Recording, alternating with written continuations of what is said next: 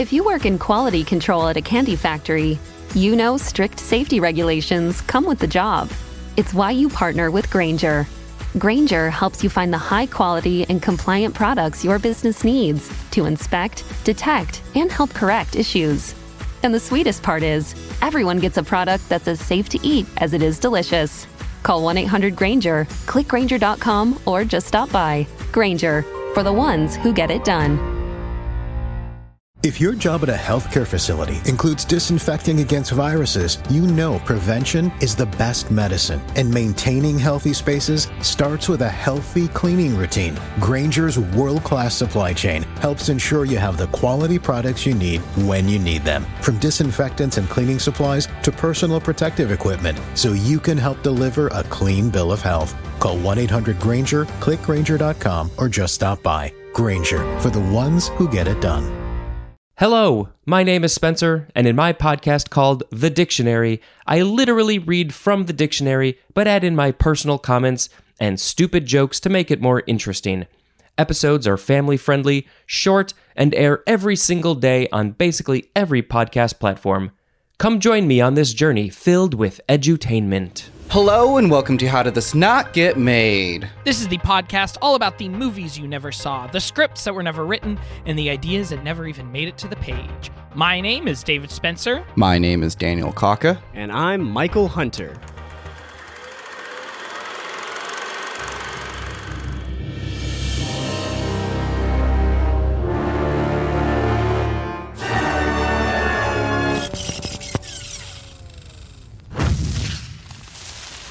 And we have Michael Hunter back on the podcast, I think for the first time as a solo guest. Yeah. We've had him in many iterations before. We had him as a co-guest on Jaws 3 People Zero. So good. And we had him as a musical guest RoboCop. on RoboCop. Oh, yes, of course. And then we had him as an interjected interview guest for our Superman Lives episode. Oh, with John Schnapp. With John Schnapp, yes. Yes. Did you also do something for Spider-Man? No, that was just Alexa. Yeah, Alexa came in. That's right, that was me and Alexa. Don't worry, I get confused with Alexa all the time. I mean, it's a pretty good person to get confused with. Yes, so I'm honored. And, of course, those who don't know, Michael is another member of the Pipe Dream Podcast family.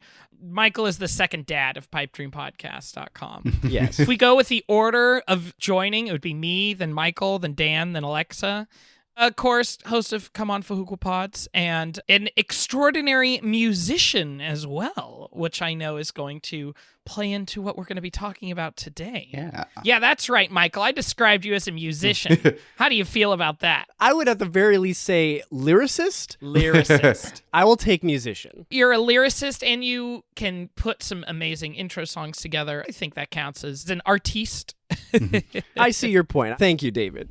I'll wear musician as a badge of honor now. Indeed. As well as Alexa. Yeah. Well, Dan, what are we talking about today? We are talking about a band. Actually, we are talking about Sparks. The Marshal on Mars? Yes. For I'm sworn by the birds of my astro spurs to right the outlaw wrongs on Mars. Yes, he rights the outlaw wrongs on Mars. Now, this is a subject that we have covered before, but not particularly on this podcast. Yeah. As those who have listened to the Weird Alphabet, you may remember our episode on Virus Alert, in which we covered a Sparks pastiche, which was known as Virus Alert by Sir Weird Al Yankovic. That's right, it's a virus alert. TV the midget leaving for someone gets hurt. He's a sir now? No. I'm sure he's on a list somewhere. The Queen just has to get around to it. I bet Daniel Radcliffe is actually on that list. That'll be pretty close. Michael, before we begin, as a Hilly Michaels enthusiast, what is your history with Sparks? Specifically with Sparks, not quite as much. I mainly was introduced to Hilly Michaels through the Weird Alphabet. When we were discussing the song I Remember Larry, that itself was in the style of Hilly Michaels. And so when I started looking into that, I realized like, oh, wow, this guy's music is great. And then come to find out that he was a drummer briefly for Sparks. I didn't realize how brief it was. Yeah. He was there for like an album, like one album, and that was it. He was there for like a month. Yeah. You could tell Hilly Michaels drew a lot of inspiration from them, specifically with the song Something on Your Mind. You've got something on your mind. Would you tell me? Something's on your mind. Would you tell me? Something's on your mind. Something's on your mind. Which is off of his like first album, which he released after he was the drummer for Sparks. It's used in the movie Caddyshack. Oh. It's like during the big boat scene. Huh. It's just the instrumental that you hear in the movie, but the actual lyrics, it sounds like a Sparks song. It sounds like he wrote this hoping that the Sparks would use it and then just went, oh, I'll just put it on my album, I guess. Yeah. That's the most I have getting into the Sparks. It wasn't until doing research for this that I was like, this is everything. This is the piece. This is the missing link between so many artists that I love, the music that I like cling to. And as soon as I started diving into their wide variety of music, I have just been listening to it nonstop. Yeah. It makes you question whether or not we should have made a podcast about Weird Al or Sparks. Don't they have over 800 songs? Something like that. I don't know if we'd be able to handle that. Yeah. You just got to do like 4 songs at a time. Yeah, you have to do like 4 songs at a time, and you have to release like 2 episodes a week in order for you to not do this for like a decade or so. Yeah. But no one would be foolish enough to take on a subject that big. Yeah, no, of course not. I mean, let's see. If you were to do 1 song a week, then you would be talking about it for 16 years. Oh boy. David, what is your history with Sparks? I'm a big fan of Weird Al, and especially one of my favorite Weird Al songs is Virus Alert. Actually, I haven't looked at my rankings since we finished. I'm curious where I put Virus Alert. I want to say it's within the top 20, I think. Probably. I really enjoy Virus Alert. Where is Virus Alert? Why can't I find it? Search on page. I just did a search for virus and came up with 0 results. Uh-oh. Should we listen back to the episode? What the heck happened to Virus Alert? What happened to Virus Alert, indeed? Oh, great. So that's fun. I'm sorry. I thought this would be a fun little bit. I didn't mean to put Michael on blast here. I love Virus Alert. And of course, that would translate into me loving the Sparks, except I'm lazy and rarely go listen to new music unless it's from like the 3 ska bands that I listen to. I can't say I have very much familiarity with Sparks at all. I do know that they seem to be a very beloved band of anybody who loves things that are a little weird, a little off-kilter. I will say this about Virus Alert. Upon learning that that song is like a Sparks pastiche, but then also listening to all of the songs that were attributed to like the inspiration of that, like what Weird Al apparently like drew from. A lot of those songs didn't come out until later when they did the 20th anniversary remaster. It just sounds like a completely different entity altogether. Yeah. There are some elements to it that I can definitely like piece together. Like, oh, I guess I could hear some Sparks in there, but Virus Alert sounds more like a Weird Al original than it does a Sparks. I found the episode. Let me see if I can fast forward. I'm going to rank this song. Oh man, this is hard. This is so tough to do in these like high up songs. I'm going to put it at number 27. Number 27. Whoa. Okay. This is actually, you know what? I'm sorry. I'm going to make it 28. 28. Oh. Wow. Oh, this was Austin. What did I say it was between? Because that number is probably different now. That makes it just above I'll Be Mellow When I'm Dead, just below Nature Trail to Hell, which would put it at number 30 now. Okay. And if you want to listen to the full episode of Virus Alert, that is episode 203 of the Weird Alphabet. First off, Sparks was recommended to us by Dale, or also known as Dale's Ramblings, according to his email. They suggested it because they heard of 2 projects that were not made under Sparks, but there were a few more projects that I found like within the research of like going through their actual history. And we're going to be going through the history of the Sparks. And as we go along, we're going to be kind of learning in parallel their music career as it kind of runs parallel with their movie career, or at least their film and television career. Now, when you say things that were going to be made with Sparks, like, are we talking about movies that they were just writing new original music for, movies that were going to use their music, movies that they were having a hand in writing or creating? What exactly does that mean for this episode? Yes. It means all of those? Yes. Okay. Cool. Perfect. That sounds very like Sparks. Yes. Yeah. But I want to make this just a little different as to how I conduct the episode. So for David, when we record each episode, I usually put in clips later on in the edit. Yeah. So that the audience kind of understands what's going on.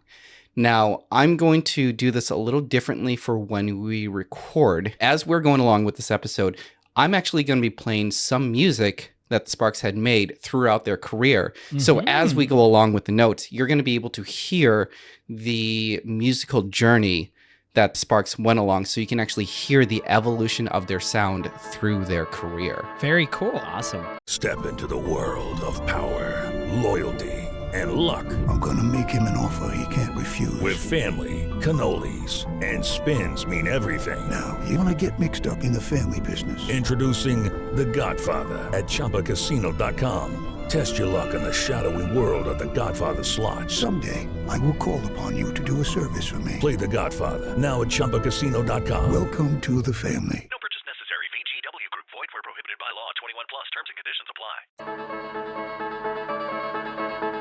Sparks is a band composed most consistently of two brothers, Ron Mayle on keyboard and Russell Mayle as the vocalists. Trying to nail down their genre of music is like debating if hot dogs are a sandwich. Yeah. And I think Michael can agree with that. Yeah. That sounds pretty accurate. So that means to define their genre, we have to take it to the New York courts for them to legally decide what genre it gets taxed under. Exactly. Yes. Yeah. Their sound is unique, to say the least.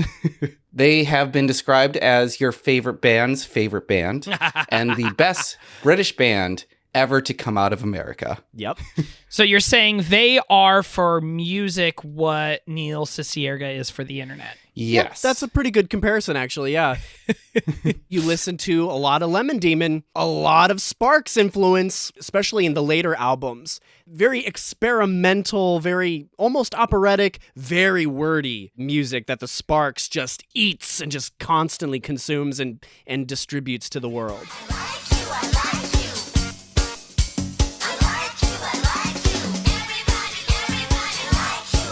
It's like non-subtle metaphors. Yeah. Okay. Might be the best way to describe a lot of their lyrics.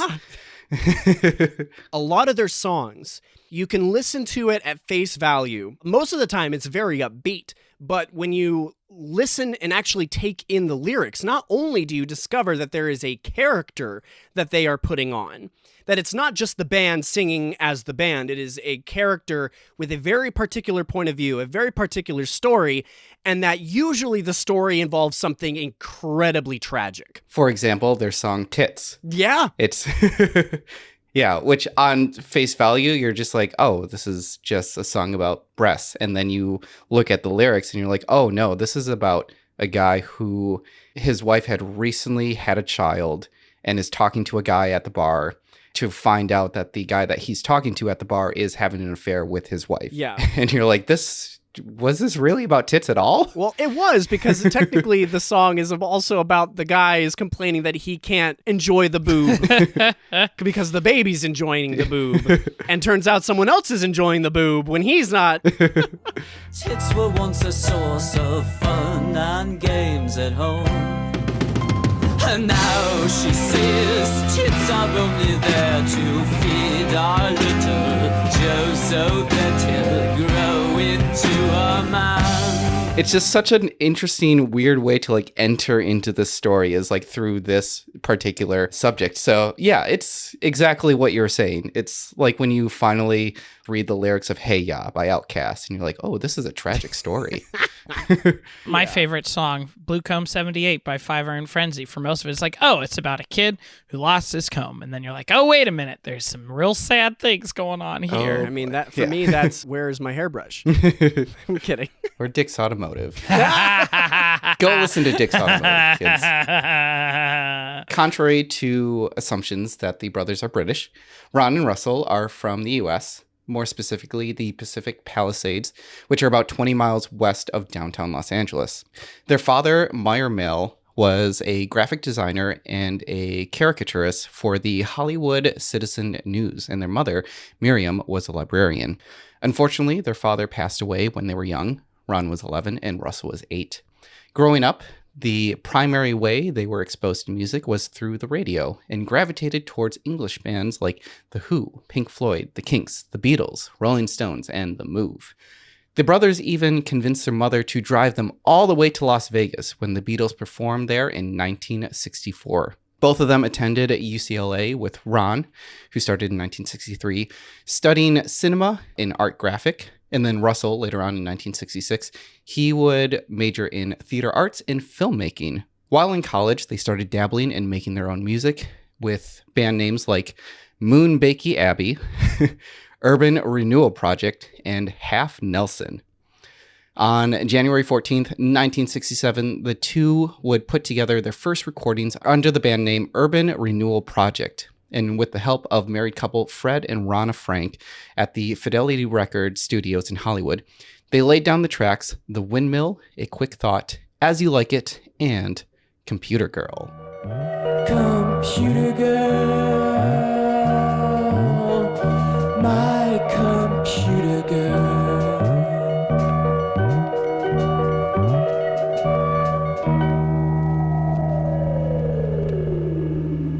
Now, keep in mind, with Computer Girl, this is 67, so no one really had an idea of what a computer was, or at least there's no understanding that we have today. That sounds like something that would play on Dr. Demento, I'm not going to lie. Yeah. At the time, people would have just thought of computers as Kurt Russell wearing tennis shoes. Exactly. None of these songs would be released with the exception of Computer Girl, but that would not see the light of day until 2006 when it was released on a CD in Japan, accompanied with an interview with Steve Jones of the Sex Pistols from radio show Jonesy's Jukebox. It would get a more official release when the Sparks included it in their 2019 greatest hit album, Past Tense. The brothers changed their name to Half Nelson and added a few new bandmates. Their friend Early Mankey, who played guitar, and his brother James to play bass.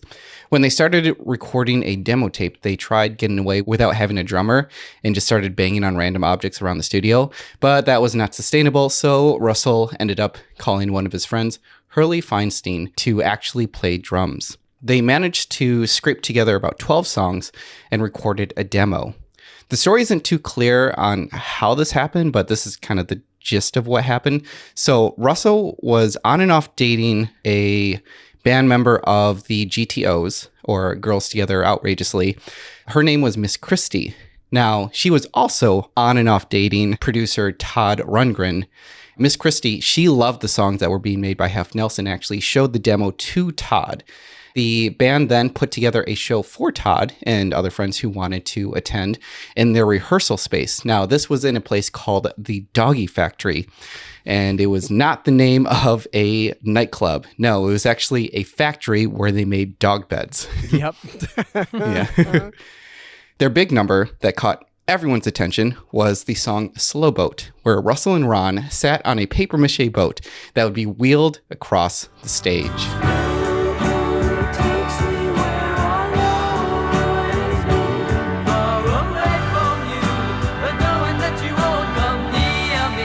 Sounds so Beatles-esque. Yeah.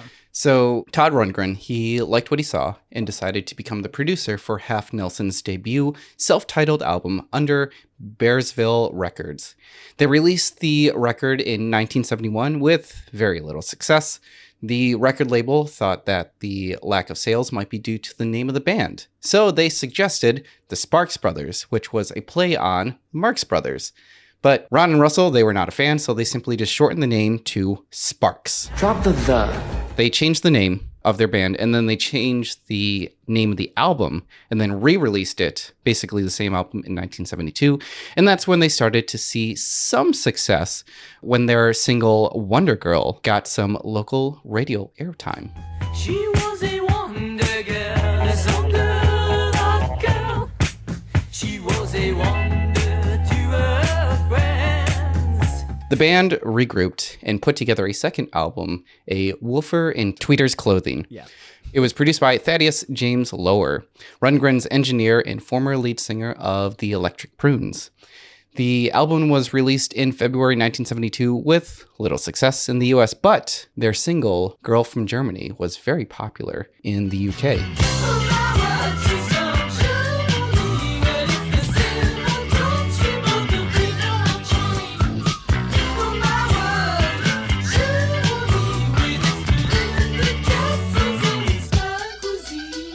Can tell that with each album that they're getting closer and closer to what I would consider to be like their massive first heyday. Oh, yeah.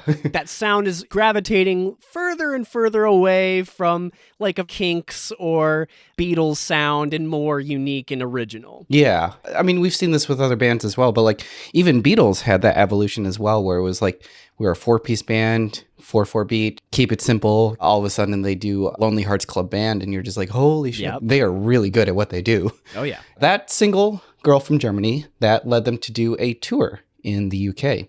They were also featured on BBC's Old Grey Whistle Test and got a residency at the Marquee Club in London. They figured since they were so beloved in England, why not just move there? So they did in 1973, and they got a new manager, John Hewlett, and signed a deal with Island Records with producer Muff Winwood. Unfortunately, the other band members outside of the Mel brothers, Earl, Jim, and Harley, stayed behind in the US.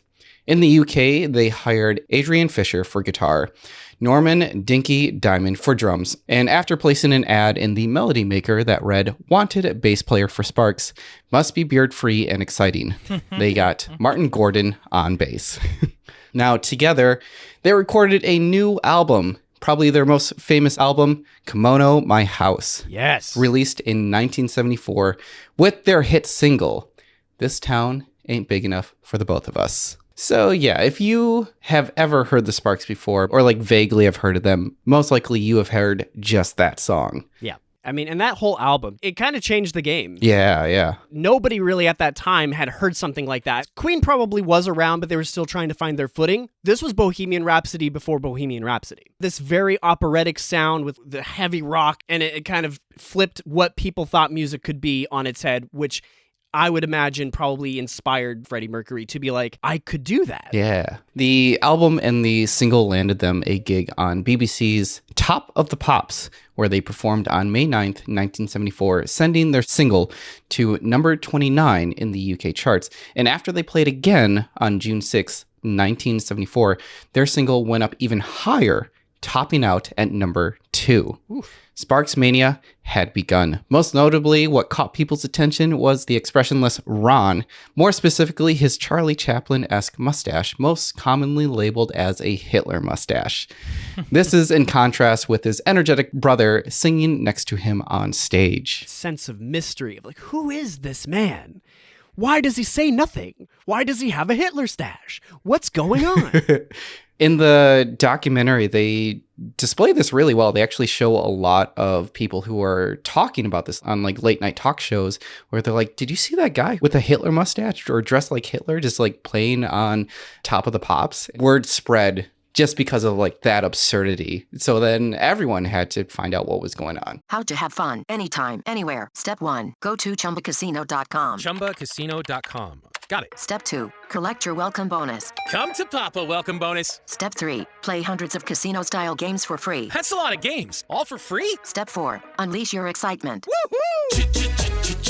Chumba Casino has been delivering thrills for over a decade. So claim your free welcome bonus now and live the Chumba life. Visit ChumbaCasino.com. No purchase necessary. VGW Group. Void where prohibited by law. 21 plus. Terms and conditions apply. After the release of their fourth album, Propaganda, released on November 1974, with the hits Never Turn Your Back on Mother Earth or Something for the Girl with Everything. The band returned to the U.S. to tour in 1975. Something for the girl with everything. Have another sip, my dear. Don't try to tell my dear. Your tiny little mouth is. And that's with the iconic album cover of the Sparks basically getting kidnapped. And when you go through the album, they have various poses in which they're tied up and eventually, I guess, being thrown into the ocean? Possibly. Sure. They basically were writing this on tour while they were performing these songs from their previous album. Then you throw the whole like mystery aspect of it. The album artwork tells a story, which is interesting. If you try to find this album on vinyl today, good luck, because it is one of the few albums of theirs that is incredibly expensive. But also, in my opinion, it's probably their most solid album of that period. The song we just heard, Something for the Girl Who Has Everything, you listen to it and it's like, oh, interesting. It's very upbeat. But then when you listen to the lyrics, it's like, they're telling this girl not to speak. They're telling this girl like, oh, no, shush, shush, shush. Your mouth is full. Here's another treat. No, stop talking. Your friends are leaving. Say goodbye to them. Only say goodbye, though. Don't say anything else to them. Okay, bye-bye. Thank you. And it's like, oh, no. This girl has nothing. Yeah. And having everything, the one thing she doesn't have is her own personal freedom. Holy crap. That's in this song. Yeah. And it's so dark and gritty and beautiful at the same time. Yes. With Maren Gordon, who was on bass, he was replaced with Ian Hampton, and Adrian Fisher, who was on guitar. He was replaced by Trevor White. The band started picking up a cult following in the U.S., more specifically in the cities of New York, Cleveland, Chicago, San Francisco, and Los Angeles, primarily from radio play and the appearance on the Don Kirshner's rock concert. They also appeared on American Bandstand in 1975 when it was hosted by Dick Clark. Going through the documentary, they talked to a lot of musicians, but I remember the interview with Weird Al Yankovic specifically, where he's like, if you lived in Los Angeles in the 70s, you thought that Sparks was the biggest band out there because they were constantly playing on the radio, and yet no one outside of the city really knows who they are. Yeah. Their next album, Indiscreet, produced by Tony Visconti, seemed vastly different from their previous albums, veering away from their minimal rock sound to a orchestral big band jazz type sound.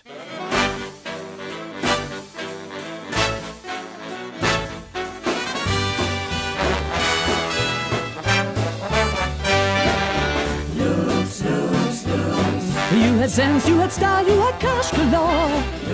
We could have a whole game show of like, is it a Sparks song? And every answer would be yes. And yet you would always second guess yourself. They know how to capture different styles. With every album, it seems like they try to change their entire sound, which is very cool, but also can be alienating to their listeners who are just trying to be along for the ride. In many ways, that song sounds like it is in a direct response to Diamonds Are a Girl's Best Friend. Yeah. It's interesting that they would try to change things up. And of course, I don't think this album did very well. No, it didn't. I imagine it's got to be frustrating to be a Sparks fan. Yeah.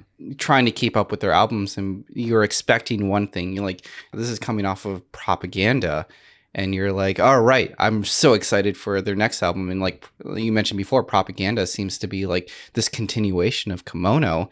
And then you go into what is essentially this weird big band jazz sound. And you're just like, I don't think this is the same band. Yeah. The brothers, when they made this album, they kind of viewed this as like their version of Lonely Hearts Club Band. I understand what they were trying to get, as in like they're pulling in different sounds, music. The problem is that it was not received well as the Beatles did with Lonely Hearts Club Band.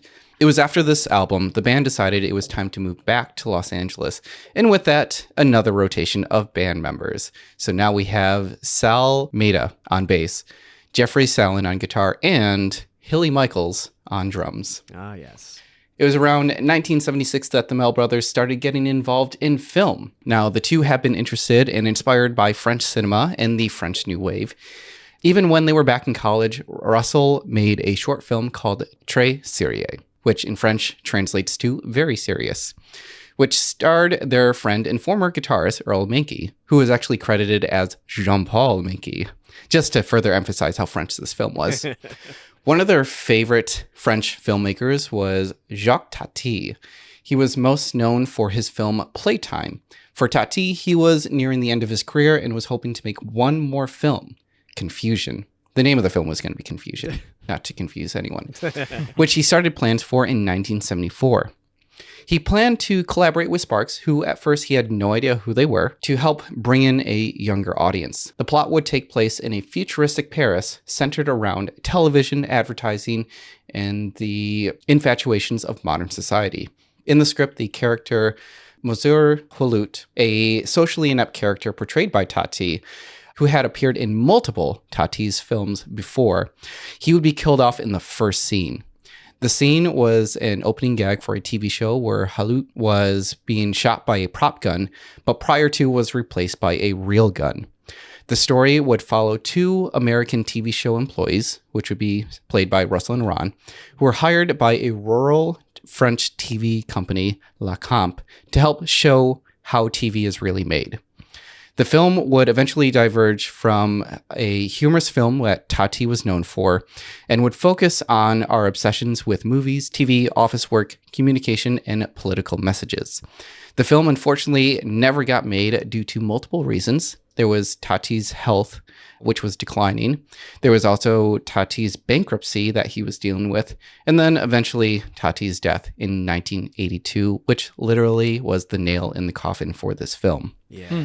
From Russell Mell, quote, saying, "The biggest disappointment of our career, not making a film with Jacques Tati." The song Confusion, which was actually written for the film, was then featured on their 1976 album Big Beat. Confusion, oh, pardon the intrusion. This must not be the room I was in the other night. Now with context behind that song, it kind of has a different meaning to it. Yeah, no, for real. Was this going to be like a musical movie then, Dan? I don't believe that it was going to be a musical movie, but it would feature their music. So I'd imagine this song would play during the movie, probably during a scene to kind of like showcase like, listen to the lyrics, and the lyrics are kind of telling you what's happening without telling you what's happening, I guess. I know. I would imagine that it's probably a credit song. Maybe. Whether it be opening or closing. That's kind of where it seems to fall in. Yeah, that sounds more accurate, yeah. So their album Big Beat was produced by Rupert Holmes and Jeffrey Lesser and recorded at the Media Sound Studios in New York City. Sparks would yet again change their sound to feel more American, meaning that it would have a harder rock sound that you would certainly hear in their single Big Boy.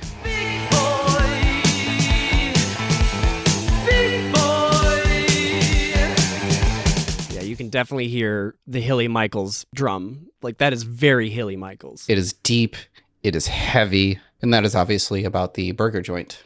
So. Sparks did eventually get featured in a film, in the 1977 movie Rollercoaster. The band appeared performing in a concert at the beginning of the film where they played Big Boy in Fill Her Up. Now, presents one of the hottest acts in the country. Let's hear it for Sparks! When asked about it now, they said it was the biggest regret of their career. From Ron in Edgar Wright's documentary, quote, "Rollercoaster is kind of the Citizen Kane of disaster movies. The disaster was that no one went to see the movie." I did find out that originally Kiss was asked to be in the film, but they declined because they knew better. Yes. The same year that Rollercoaster premiered is when they released their album Introducing Sparks. And yet again, like many progressing artists do, they changed their sound. This time stripping themselves of other bandmates and using studio musicians to complete the album.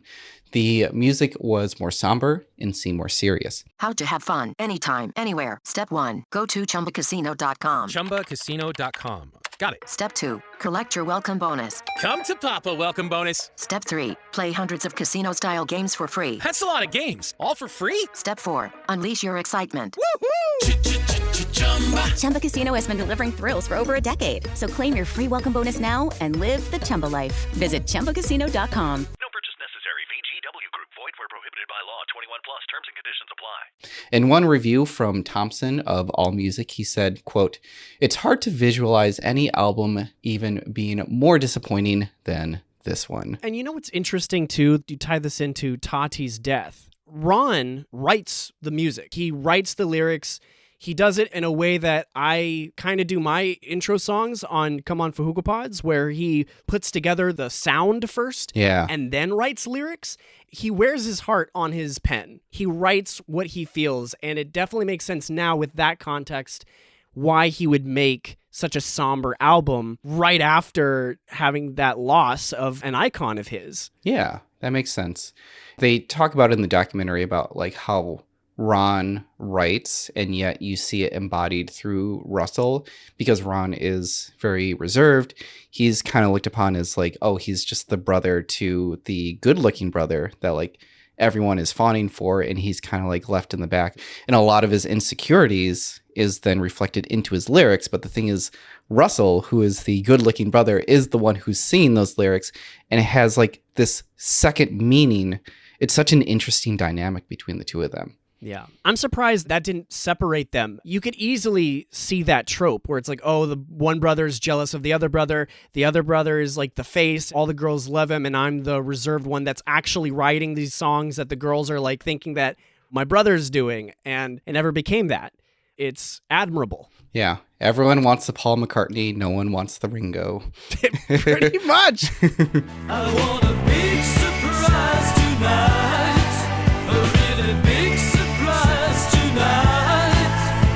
It's boy meets girl, and here we go once again. Knowing that now, you listen to those lyrics and you're like, that's kind of heartbreaking. Yep. Knowing that it came from Ron. Listening through Hilly Michaels' first album. Yeah. You could just tell that he drew inspiration from them so much. I wouldn't say he's trying to capitalize it, but you could tell that he just loved making that type of music.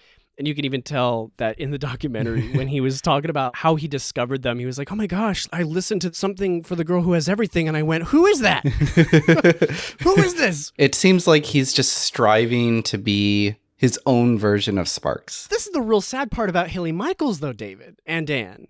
Sorry, I'm just so used to talking to David only. He is the drummer for all of the bands that you love. Or at the very least, he's applied his drumming skills to a lot of bands, and yet nobody knows who he is. But he has a very unique sound.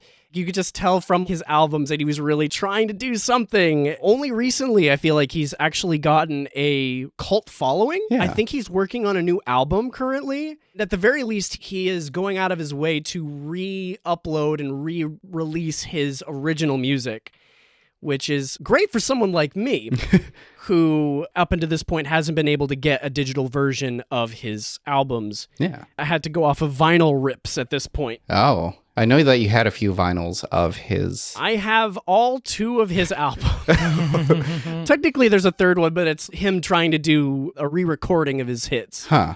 Something very much that the Sparks did. Yeah.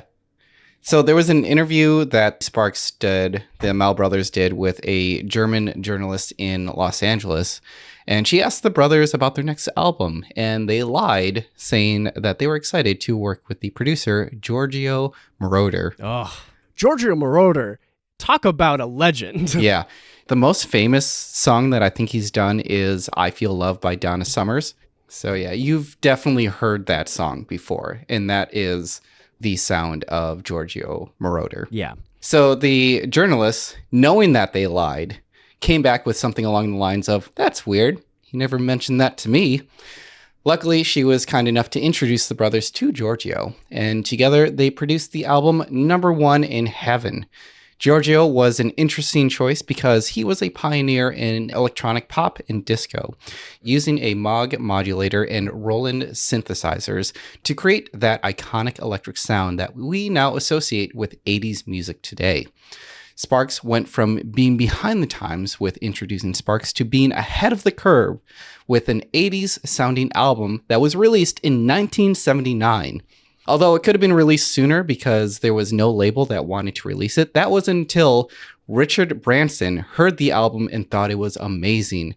So Number 1 in Heaven was distributed under Virgin Records.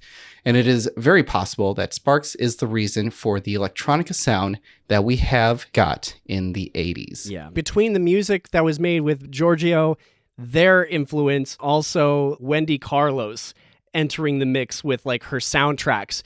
that basically became like the sound of the 80s. Yeah. And I love that they tried to do a disco album right before the 80s. They're like, we got to get one more disco. Disco ain't dead. This could play nowadays and people would love it. You could play the song in a club today and it would be a banger. Absolutely. Through my discovery of the Sparks, like going through all of this and listening to this music, I think Number One in Heaven has now become my favorite song of Sparks. Maybe just because I'm very basic. It used to be This Town Ain't Big Enough for the Both of Us, but like so good. Number One in Heaven is just, in my opinion, just leagues better. Listen to the plagiarism version. Okay. It's part 2. Ooh.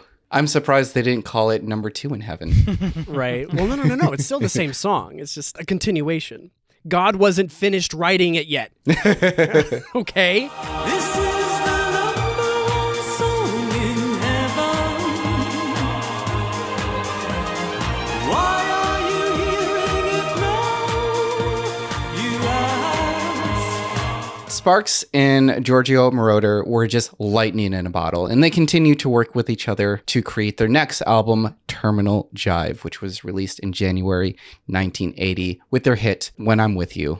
This is really funny because, like, I'm watching the music video, and it's just so bizarre. This is the one where Ron sets up a ventriloquist dummy, and Russell is the dummy. This is calling back to another song of theirs, Don't Leave Me Alone with Her. Yeah. You have this where it's like, oh, when I'm with you, this is so great. And then again, you listen to the lyrics and you get to that bit in the end and you're like, oh, this is not a good, oh no, I am unhappy when I'm with you. Oh no. It's so good. They love doing a good bait and switch. The Mel brothers had been going, well, solo, which I guess is just the two of them, so duo. But they've been doing this for about 5 years now. Living in Los Angeles, they would frequently get coffee from Coffee Corner, located at the original farmer's market. Has anyone actually been there before? Mm-mm. I didn't realize this. It was like a birthday that I'd celebrated with my roommate. We don't share the same birthday, but we're like pretty close to each other. We're like a few days apart, but we had a birthday adventure. And I remember I took in a photo of him after we'd gotten some coffee, and I realized, oh, that is the Coffee Corner that we went to, the exact one that the Mel brothers had gone to. And I actually took a photo of my screen. I didn't even take a screenshot. I took a photo of my screen to show my former roommate that, like, oh, you were there. You were there where the Sparks were. That's great. That's amazing. But yeah, it was there that they had met the band Bates Motel. It was through their interactions with the Mel brothers that they kind of adopted the Bates Motel and essentially ending the Bates Motel, but giving the Sparks a whole new roster of musicians. There was Leslie Bohem on bass and background vocals, Bob Hagg on guitar, also background vocals, and David Kendrick on drums. With their newly revised band, they came together and made Womp That Sucker, released in July 1981. It's time for a montage! Yep. Yeah. Those opening lyrics alone are just so humorous. Yeah. And I think this is kind of the reason why Sparks never really got the recognition that they did, was because on top of like the deeper lyrics, but like on the surface is a very hilarious premise. Like, I have pictures of your Aunt Maureen. Like, why? Why do you have those? Don't worry about it. I'm trying to make you feel good. Yeah. They all remained together for the next 4 albums. There was Angst in My Pants. So good. Which was released in March 1982. In Outer Space, released in April 1983. Pulling Rabbits Out of a Hat, released in June 1984. And Music That You Can Dance To in 1986. Which was a complete defiance. Their band manager, whoever, it was like where the record label was trying to be like, hey, try to make more music that people can dance to. Yeah. Okay. This is just like Sarah Bareilles in Love Song. Yeah. Yeah, it was the producer or the album saying like, you need to write a love song. And in response, she said, I'm not going to write you a love song. Music that you can dance to. Music that you can dance to. That song goes hard. This album and their previous albums, especially their Marauder album, that I wish that they would go on tour. They would dare to go on tour with the Blue Man Group. Yeah. Oh my God. Or even just a collaboration album would be brilliant. Yeah. I immediately think of the PVC pipes with the... Right? Exactly. Yeah. Practical instruments for that number would be brilliant. Yes. It is Ryan Seacrest here. There was a recent social media trend which consisted of flying on a plane with no music, no movies, no entertainment. But a better trend would be going to ChumbaCasino.com. It's like having a mini social casino in your pocket. Chumba Casino has over 100 online casino-style games, all absolutely free. It's the most fun you can have online and on a plane. So grab your free welcome bonus now at ChumbaCasino.com. Sponsored by Chumba Casino. No purchase necessary. VGW Group. Void where prohibited by law. 21 plus. Terms and conditions apply. So going back to around 1982, a 1-hour pilot episode was made based on the comic strip Modesty Blaise. This British comic was created by author Peter O'Donnell and illustrated by Jim Holdaway in 1963. The story follows a nameless girl who escapes a displaced persons camp in Kalaros, Greece. She's nameless because she can't remember her past. She wanders and survives through post-World War II Mediterranean, the Middle East, and North Africa with her trusty sidekick, Willie Garvin. She eventually obtains British citizenship through marriage. Early in the comics, she is given the name Modesty and later gives herself the last name Blaise. In 1966, there was a movie that was released titled Modesty Blaise, but it was loosely based on the comics. And in 2003, there was a direct-to-video film titled My Name is Modesty, which had the banner Quentin Tarantino Presents on the top to help sell the movie. What? Quentin Tarantino had been interested in making his own Modesty Blaise. He even hired Neil Gaiman to write a treatment for the script based on the Modesty Blaise novel, I, Lucifer. Oh, that'd be interesting. Both Nicole Kidman and Jennifer Lopez have expressed interest in playing the role, although their interests may not have been in tandem with the Tarantino film. I could not see them working with Tarantino. I'm sorry. No. So far, no announcements or plans have been made to make this film. For the pilot, though, that was done in 1982, the episode was filmed and completed and aired on ABC.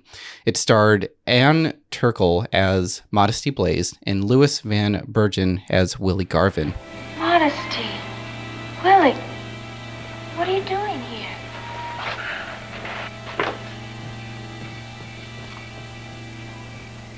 Looks like she's been drugged. It was terrible. Even though the show took a more serious tone compared to the more campy tone used in the 1966 movie, it did get some positive reviews. They did take some Americanized creative freedoms. The character Willie and Tarrant were portrayed as Americans, and the setting was moved from London to Hollywood. For the Sparks, they were hired to write and perform the theme song of the show. When you think about somebody moving to London and trying to become a citizen in London, it sounds very much like somebody talking about the best British band who isn't actually British. Yeah.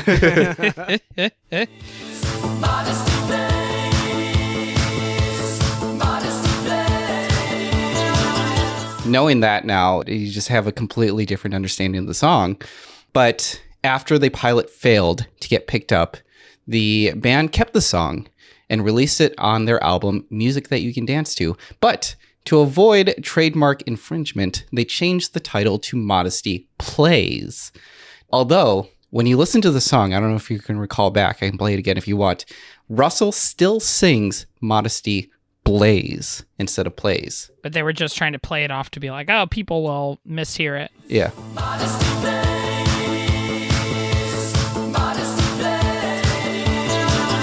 Yeah, he's not saying Plays.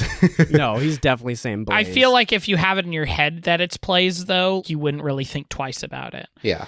Thinking about that song now, that feels so similar to the Flash Gordon theme from Queen, which would have been like a couple of years before that. So it's interesting how I feel like that is actually an instance of Queen inspiring the Sparks, or at the very least, whoever put together that deal to say, hey, Sparks should write this theme song, probably had Queen's Flash Gordon theme in their head. They both loved the repetition. Yeah. Yeah. Some of their music did appear in other films and TV shows.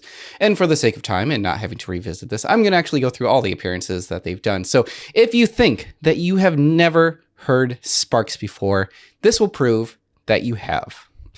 Their song, Inks in My Pants and Eaten by the Monster of Love, they were used in Valley Girl, the 1983 movie.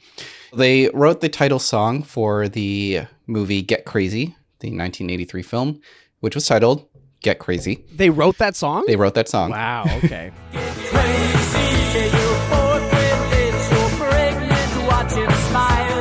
Mini Skirted was in the movie Where the Boys Are, 1984. Breaking Out of Prison was used in Heavenly Bodies in 1984. In the 1984 teen comedy Bad Manner, which was originally known as Growing Pains, they wrote original songs for the movie, including Bad Manners, Motorcycle Midget, and What You're Wearing.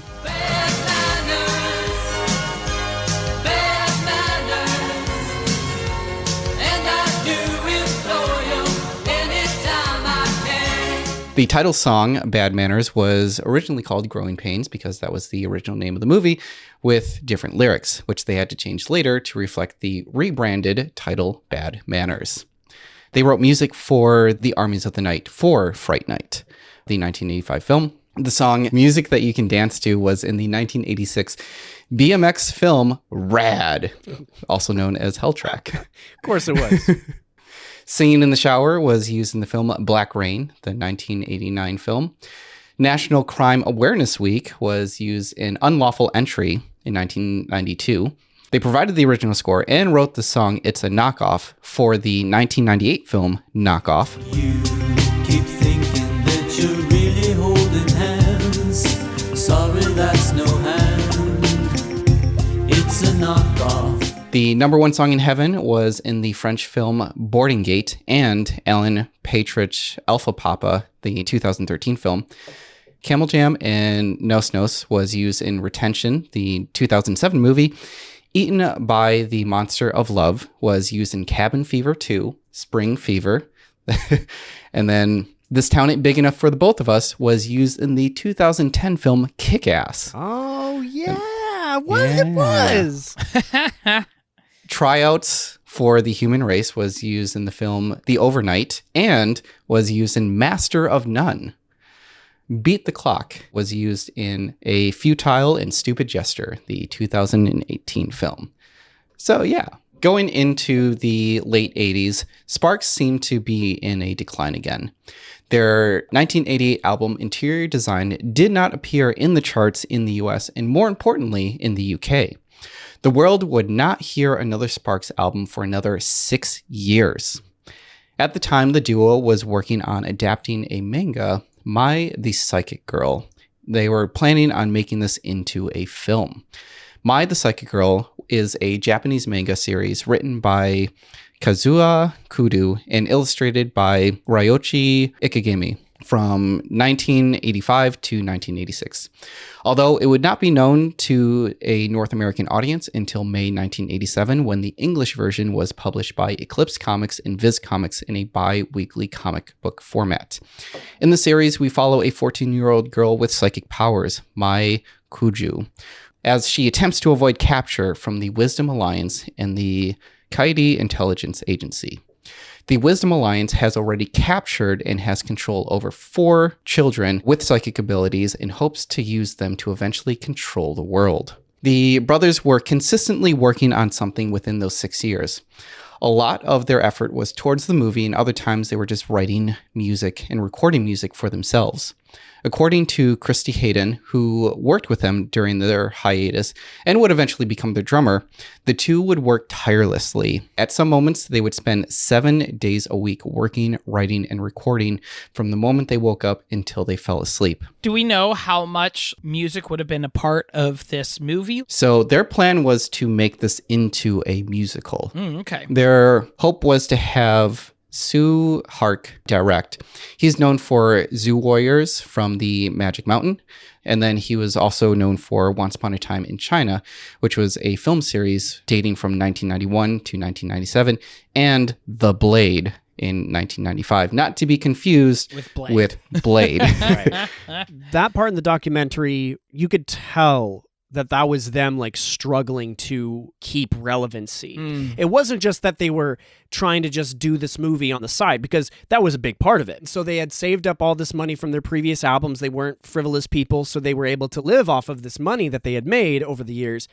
And they were constantly making music and trying to pitch that to record labels who would turn them down. Like, they were constantly being told no at this point because of how irrelevant they were at the time. Yeah. It was a very rough patch for them. And seeing their drummer in tears, out of all the people in the documentary, she's the only one that broke down and was like, they tried. They were trying. It wasn't like they were just sitting back and just, we're going to coast. They never stopped. It seemed like they had been working harder than they ever had, and none of it was being recognized. That is a reality. You could be constantly working your butt off, trying to get stuff happening, and sometimes it just isn't going to go anywhere. And you're just going to have to live with that, and that's okay. Just keep going. Because sooner or later, you're going to get to another launching point. Hello, it is Ryan, and we could all use an extra bright spot in our day, couldn't we? Just to make up for things like sitting in traffic, doing the dishes, counting your steps, you know, all the mundane stuff. That is why I'm such a big fan of Chumba Casino. Chumba Casino has all your favorite social casino-style games that you can play for free anytime, anywhere with daily bonuses. That should brighten your day a little. Actually, a lot. So sign up now at ChumbaCasino.com. That's ChumbaCasino.com. No purchase necessary. VGW Group. Void where prohibited by law. See terms and conditions. 18+. So Sparks, they would actually eventually work with Hark when they recorded the soundtrack for his movie Knockoff in 1998. To voice the main character, they thought Christy would be a good fit, seeing that she did have some acting experience. She was actually a reoccurring extra in Star Trek: The Next Generation. Oh, this was going to be an animated movie? Yes. Oh, that changes everything. Because this would have been right around the time that, like, America was first discovering anime as a thing. This would have been around the time of things like Akira and the first Studio Ghibli films. Mm-hmm. So the movie was looking promising because in August 1991, Carol Co. Pictures, they actually bought the rights for this film. This time they were looking for a different director to make this film, and that was Tim Burton. Oh, whoa. This is early on in his career, so like for them to go on and doing some kind of animation would not be something off the table. Because around this time, A Nightmare Before Christmas was either in the works or in production. Mm-hmm. So they were hoping to start the production in 1992. Unfortunately, Burton was working on Batman Returns and Nightmare Before Christmas and would eventually go on to direct Ed Wood. So he was just a little busy at the time. Mm-hmm. Eventually, Burton had to drop the Psychic Girl, and the rights that Carol Cole purchased eventually expired. If this was going to be anime, it's definitely giving me Interstellar 5555 vibes. Yeah, definitely. Now, I could not confirm this, but there seems to be an unofficial fan-made album of unreleased and rare recordings of Sparks music. A medium melodies, if you will. In that were 4 tracks that claimed to be for the Psychic Girl. There was That Looks Great on You, What Was That? She Used to Be One of Us, and the Patchwork Symphony. I'm going to play one of these. What was that? What was that? Nothing. Man, I heard something. Don't you hear humming? Don't you hear? What was that? We wouldn't know, sir. We're getting closer. You ought to know, sir. You ought to. What was that? What was that? What was that? What was that? It definitely has that musical feel to it. Yeah, absolutely. I got like weird Akira vibes from that too. Like the early English dub of Akira that we've talked about on Fahuku Pods with like the, wow, I'm acting. This is real good acting. Acting is great. Like, yes, that is awesome. So hopefully that is true. It seems like it is. With that context, I could easily see that being the case. The Psychic Girl not only caught the interest of the Mel brothers, supposedly Francis Ford Coppola tried developing the property into a film sometime in the late 90s, and in June 2000, Sony Pictures Entertainment announced that Kirk Wong, who directed the big hit, was going to be making a Psychic Girl film. Writers Lisa Adrio and Joey Syracuse, known at the time for Lover Girl and eventually Parental Guidance, Amateur Night and Dear Dictator, they wrote my script that got picked up by Sony Columbia Pictures. Now, I can't confirm whether or not those were in tandem with each other. I think those might have been separate pitches. In 2010, Tim Burton expressed interest in directing a My Film again, but nothing has been announced ever since. In 1993, Sparks would make a comeback with their single National Crime Awareness Week. You honor me, I feel unique. It's National Crime Awareness Week. Add that one to the Blue Man Group. In November 1994, they finally released a full album after 6 years titled Gratuitous Sax and Senseless Violins. Their single from the album, When Do I Get to Sing My Way, peaked at number 7 in the German charts. It was in the top 20 in Finland and Belgium, the top 30 in Switzerland, and it peaked at number 32 in the UK, and peaked in number 9 in the US Billboard Hot Dance Club Play chart, which I was unaware that was a chart category. It sounds very much like music that you would expect to be coming out of the UK or Germany. Oh, it's such a good song. And their drummer, Christy Hayden, is also featured in that music video. This was a much needed win for the Mal Brothers. In 1997, they released Plagiarism, which is a re-recording of their most popular songs in collaboration with Faith No More, Erasure, and Jimmy Somerville. Sparks would reinvent their sound again, leaning more towards technopop with their 2000 album, Balls. I'm much more than this, more than a sex machine. It's true. Russell is more than a sex machine. Yes. Then they took a complete left turn with their 2002 album, Little Beethoven. Oh, so good. Yeah. Revisiting their orchestral sound, like what they did with Indiscreet, but lean more towards the neoclassical. Record Collector magazine named the album the best new album of 2002. The most memorable and hypnotic song to come out of this has to be My Baby's Taking Me Home, which they repeat the lyrics, My Baby's Taking Me Home, over 100 times. I mean, I told you they love their repetition. My baby's taking me home. My baby's taking me home. My baby's taking me home. My baby's taking me home.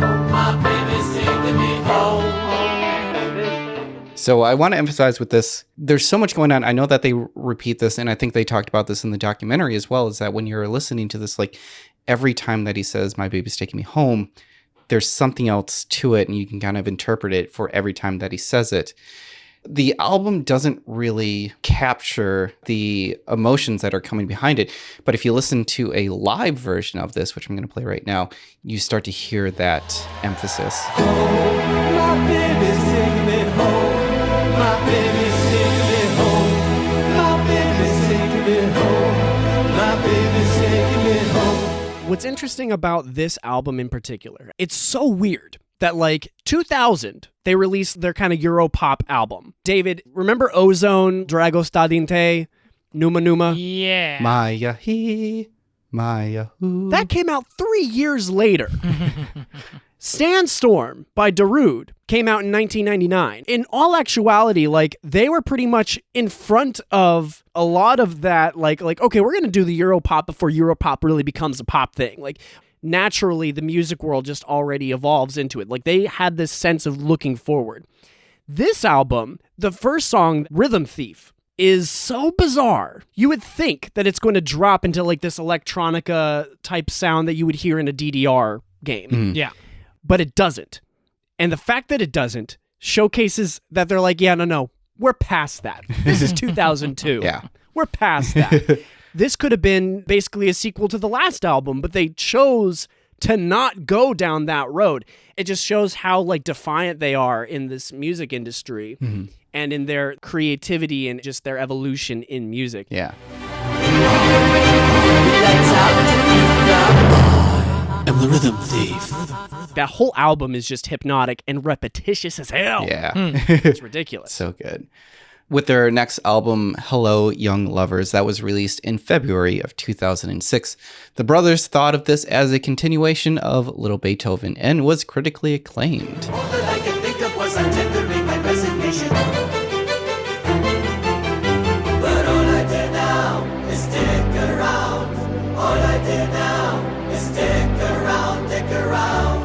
So yes, you did hear that correctly. He did say all I do now is dick around to one of the most gorgeous orchestral songs I've ever heard. It's so good. And what's so funny to me is that is basically rap. A lot of what I do in my intro songs is that. Yeah. Bum, bum, bum, bum, bum, bum, bum. Like being able to just like throw as many words as you possibly can to tell this narrative. I also read somewhere that like they really loved Eminem, which is very evident. If Eminem were to kind of step back and try to do something experimental, this would be what would happen. It would be very different. And it would sound like this. There was another song on that album. It was called Perfume. I'd found this out through the documentary that not only was that song used in the season 6 finale of Girlmore Girls, but it was also performed by Sparks. Like they were on camera. Oh, wow. For the season 6 finale. Judith wears Shalimar, but you don't wear the perfume.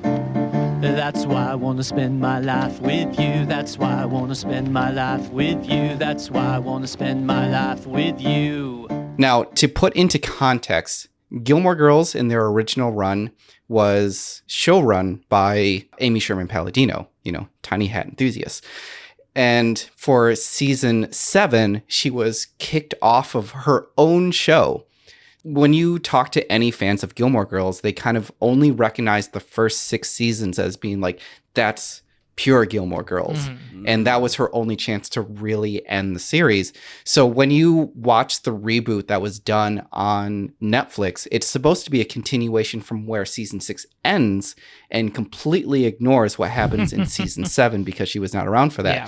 But it's really interesting that they kind of like swung for the fences. They got a bunch of different musicians in there, but they did get Sparks into the finale there, which when I was watching the documentary, I was like, why is Amy Sherman Palladino in this documentary at all? Talking about like, yes, I mean, she's famous and she might be a fan. I had not realized that she had put them into her own show. Yeah. That's great. Hello, it is Ryan, and I was on a flight the other day playing one of my favorite social spin slot games on ChumbaCasino.com. I looked over at the person sitting next to me, and you know what they were doing? They were also playing Chumba Casino. Coincidence? I think not. Everybody's loving having fun with it. Chumba Casino is home to hundreds of casino-style games that you can play for free anytime, anywhere, even at 30,000 feet. So sign up now at ChumbaCasino.com to claim your free welcome bonus. That's ChumbaCasino.com and live the Chumba life. No purchase necessary. VGW Group. Void where prohibited by law. See terms and conditions. 18+. For the release of their 2008 album, Exotic Creatures of the Deep, Sparks and their manager, Sue Harris,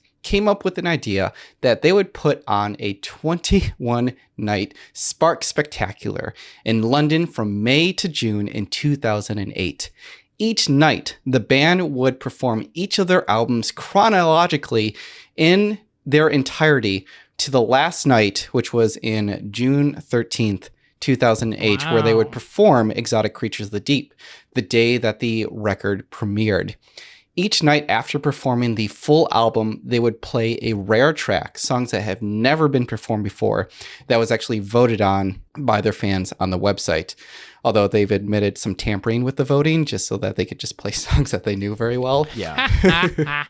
Total, they played 270 songs over the course of 21 days.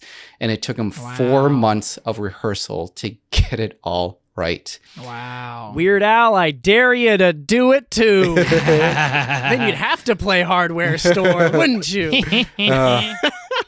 Those who bought a golden ticket, meaning that they had a ticket to all 21 shows, they would receive a signed poster and a CD with the song Islington N1, a reference to the address of the venue of their first 20 gigs. That's great. Also very Radio 3.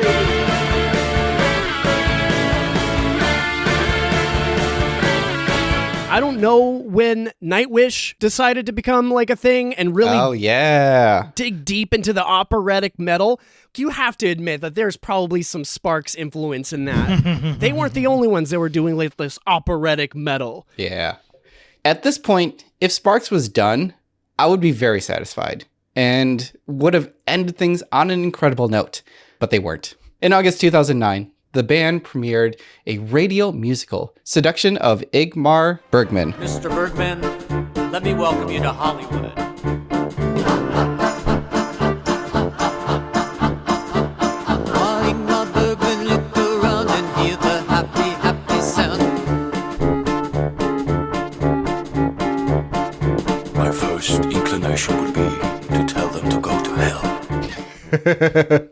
Whoa. Okay, what is this? Because I know about Ingmar Bergman, and I've never heard of this musical before. Let's explain. The English/Swedish musical is about Ingmar Bergman as he relocates to Hollywood after the success of his film Smiles of a Summer Night, which came out in 1955. Now, is this based off of a true story of him going to Hollywood? No, it isn't. Oh, okay.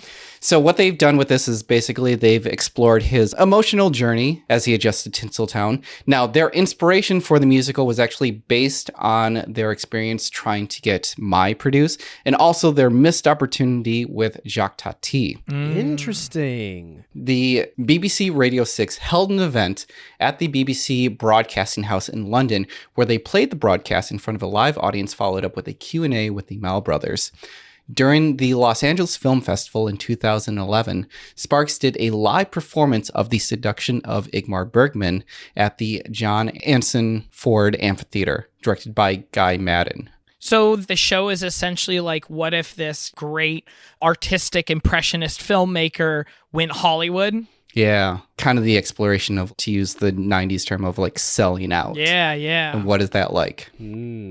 Peter Frosnan, he portrayed Ingmar Bergman, and Greta Garbo played Anne Magnusson, with the Mal brothers playing the roles they recorded for the musical. Their hope was to use this performance to raise enough funds to produce this into a live-action feature film. Wow. But nothing came to fruition, despite having amazing reviews. This is such a cool idea. Yeah. I would love to see this. In 2017, they announced that they were developing Seduction of Ingmar Bergman into an animated feature with director Joseph Wallace, who directed the stop-motion animation music video Edith Piaf, and did the animation that you see in the Sparks Brothers documentary, the one done by Edgar Wright. Huh. It's a different type of animation. It's like stop-motion paper cutout animation. So like he would have been in charge of making this musical. Interesting. As of now, there has been no word of this actually getting made. Wow, that's a bummer. The Mal brothers continue to work on their music, and for their 2015 album FFS, they collaborated with Franz Ferdinand, thus the name FFS, Franz Ferdinand Sparks. Oh, I thought it was going to be For Fuck's Sake. Yeah. Pretty sure Ron made that exact joke in the documentary. I think so, yeah. Oh, really? Oh, for fuck's sake. Again, with the happy songs that are sad. I'm somewhat attractive from afar, but I can't be that far away from you, and here you are. Oof. Wasn't the collaboration song their test baby? Yeah, they actually named a song Collaborations Don't Work. Collaborations don't work. They don't work, they don't work. I'm gonna do it all by myself. They just kind of created this song about like how collaborations suck, and they sent it over to Ferdinand, and Ferdinand was like, I see your game, and like lobbied it back with more lyric. This kid gets it. And then they just ran with it. Their 2017 album Hippopotamus and their 2020 album A Steady Drip Drip Drip both peaked at number 7 in the UK charts. Although they couldn't tour for the Drip Drip Drip album because something weird happened in the world. Who knows what that was? The T-virus. Yes. Raccoon City became infected, and we were just left with the zombies. In November 2016, it was announced that French director Léos Carax was going to be directing his first English language film, Annette, with a story and music written by Ron and Russell Mal. The year is uncertain, but the account, according to Russell, they connected with Carax at the Cannes Film Festival, and they told him about the project Annette, and Carax was interested in the story.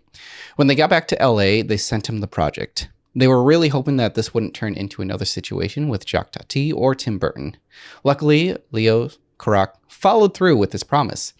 In the first report, the film was to star Adam Driver, Rooney Mara, and Rihanna, with the production beginning in early 2017. In March 2017, Amazon Studios acquired the film, and Rooney Mara and Rihanna dropped out of the film. To replace Rooney Mara, Michelle Williams was cast, and the production was set to begin in July. But then the film ran into another little problem when their lead actor, Adam Driver, he was busy doing a little indie film called Star Wars. So they had to delay the production for 2 years. Wow. Usually we would see a film fizzle out with the delays, but this is actually one of those rare and unusual cases where the production resumed in May 2019. Although Michelle Williams was not available, Marion Cotillard was cast in the lead role. Simon Helberg was then added to the cast in October, and in August, filming had begun and concluded in November. The film premiered at the 2021 Cannes Film Festival and is now available on Amazon Prime. Although the film was not a financial success, it was critically acclaimed. We love each other so much. We love each other so much. Yes, that is Adam Driver really singing that song. I saw the trailer for this. I haven't watched the movie, but oh boy, it looks intense. So I did see the movie, and after watching it, I kept thinking to myself, like, do I like this? It kind of gives you the feel of like A Star is Born, where it's like this power couple who are together. You kind of see the rise of Marion Cotillard while you see the fall of Adam Driver happening simultaneously while they are together and having a child. And then once they have the child, like, it just swings for the fences. Do they show the child in the preview? I don't want to like give anything away. They don't show the child. They show like a shadows of the baby on the wall. Okay. So I imagine that this baby is going to be very interesting. So I don't want to give that part away because I don't want that to be the spoiler. But like after the baby is born, like that's where the majority of the film takes place. The baby is named Annette.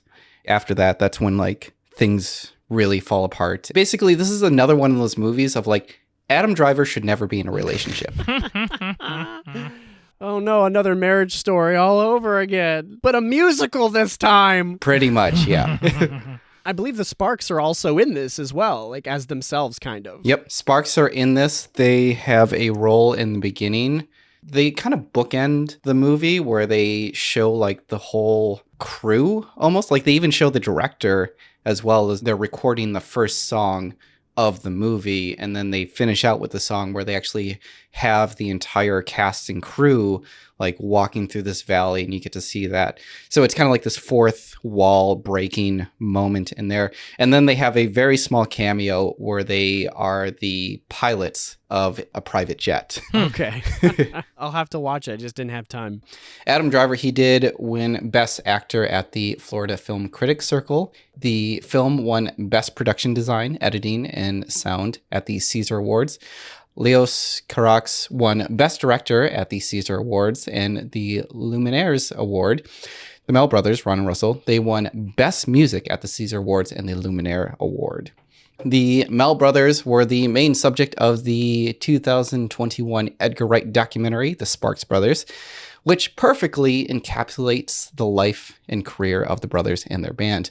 Although their story is not done yet, and I don't see them stopping anytime soon. And I hope they don't. Because they have to go on tour with the Blue Man Group. Yes. But yeah, that's the history of Sparks. Still going on today, and the various projects that did and did not get made. That's awesome. I really wish I would have been able to see that Tim Burton film. I do too. That would have been interesting. Yeah. Just leave it up to Tim Burton for working on like 4 projects at the same time. But that was his heyday. That was basically him at his prime at that point. Yeah, absolutely. Can't really fault him. I kind of blame Disney partially for this because it was after Batman had come out. Disney, they kind of like brushed off Tim Burton. He's like, oh, he's just some weird kid that like tried animating for us, and he just kept making like weird gothic drawings, and we just needed to get rid of him. And then Batman blew up, and they're like, oh shit, we had something from him around here. Can anyone find it? And they realized that Tim Burton had pitched Nightmare Before Christmas to Disney, and Disney has this weird clause saying that any ideas that are pitched to them are now under the ownership of Disney, and they can't pitch anywhere else or go to a different studio. So he basically just had to leave that behind. And once they found that, they were like, we're going to make this film and hopefully he'll be available. And he's like, I have like 5 films lined up. So yeah, unfortunately, Mai just happened to be one of those movies that were just like on his list that he just could not get around to. Oof. For me, Seduction of Ingmar Bergman, I'm going to have to listen to that whole soundtrack. That's the one that I would want to see. Yeah. It says here that like they incorporated some elements of that musical into the Annette musical. More or less the narrative format. Yeah. One is about like film and the other is about a play. Adam Driver plays a comedian and Marianne Cotillard is an opera singer. So different aspects of stage. So one is more film, the other is more stage. So that's interesting. Okay. Yeah. It's definitely an interesting film. Yeah. But like knowing Sparks, I wouldn't want a straightforward love story from them. And you wouldn't expect that either from them. Yeah. Their music is the only thing that's going to be straightforward. Yes, it is. The music's going to tell you what's going on, but the story itself is going to be very complex. It is. Hello, it is Ryan, and we could all use an extra bright spot in our day, couldn't we? Just to make up for things like sitting in traffic, doing the dishes, counting your steps, you know, all the mundane stuff. That is why I'm such a big fan of Chumba Casino. Chumba Casino has all your favorite social casino style games that you can play for free anytime, anywhere with daily bonuses. That should brighten your day a little. Actually, a lot. So sign up now at ChumbaCasino.com. That's ChumbaCasino.com. No purchase necessary. VGW Group. Void where prohibited by law. See terms and conditions. 18+. Well, thank you everybody so much for listening, and thank you, Michael, for being on the podcast. Yeah, thanks for having me. I'm glad I was able to learn more about this awesome band that I've basically recently discovered.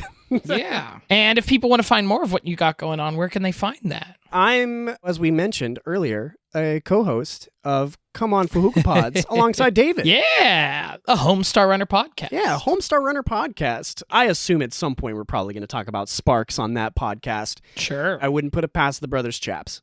Another powerful brother duo if you want to learn more about them. You can always follow us on Twitter at Fahuguapods, FHQWHPODS. Do you have any of your music stuff that people can find and listen to? Well, hopefully by now, David, over on my Bandcamp at michaelwilliamhunter.bandcamp.com, I have my parodies that I've done, some of the music that I've done for Come On Fahuka Pods. I do a new intro song every single episode. But also, I have put out a mashup album called Popsicle Culture that combines songs that you grew up listening to with songs that you wouldn't think would be meshed together with that. Yeah. So far, what I've heard, I got to say, my two favorites are David Bowie's Spider-Man one and the Pink and Hamilton crossover. Oh, yeah. That one's good, too. So if you want to listen to some of that, you can download that for free or pay what you want to pay if you want to support me. michaelwilliamhunter.bandcamp.com. Sorry. Oh, man. And now I have to owe Kyle Carosa some royalties for that. All right, and you can find more episodes of this podcast at our website, pipedreampodcast.com, which is, of course, home to the aforementioned Come On Fahuka Pods and the aforementioned Weird Alphabet, as well as Escape from Walt Disney and the Mystery Shack Look Back, and Pod Made You Special, a VeggieTales rewatch podcast, which Michael is also on. Mm-hmm. And I did the intro music for that, too. Oh, and Michael also did the intro music, yeah. And so that's got 1, 2, 3, and 4 of the Pipe Dream Podcast family. Yeah. Also on that website, you can find links to all of our social media accounts. We are on Twitter at HDTNGM. We're on Instagram at How Did This Not Get Made? And you can send us your emails, notgetmade@gmail.com. Send us your corrections, your suggestions. We love to hear from you. We are also, again, so appreciative of everyone who subscribes to our Patreon. On that Patreon, you can get notes for every episode we record. You can get exclusive monthly bonus episode of the four of us talking about media or whatever else is on our mind. And you can even get an awesome button. So we got 3 buttons we send every 3 months of cool exclusive artwork. That's going to go ahead and wrap up this episode. Thanks, everybody, for listening. Thank you. It's over. No. Wrong one. I don't care what you do, I'll dick around next to you. But all I do now is stick around. All I do now is stick around, dick around.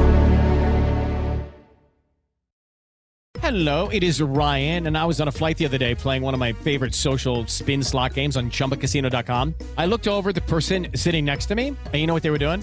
They were also playing Chumba Casino. Coincidence? I think not. Everybody's loving having fun with it. Chumba Casino is home to hundreds of casino-style games that you can play for free anytime, anywhere, even at 30,000 feet. So sign up now at ChumbaCasino.com to claim your free welcome bonus. That's ChumbaCasino.com and live the Chumba life. No purchase necessary. VGW Group. Void where prohibited by law. See terms and conditions. 18+.